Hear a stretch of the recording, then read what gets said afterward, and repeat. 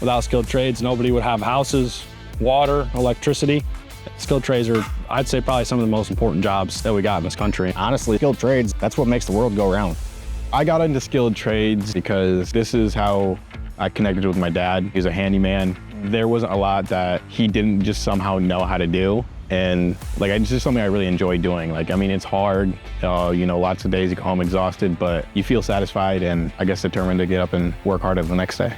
I try to be as good of a trainer as I can be. I mean, I always tell my guys, you try your best, and if you can't do it, then I'll come down there and do it for you, but not until you try your best. Cole has years of experience in foundations, so there's not many situations that I've seen so far that surprised us that he didn't really know how to overcome. If it wasn't for him, I wouldn't be where I'm at right now in this company. He's basically taught me everything I know here.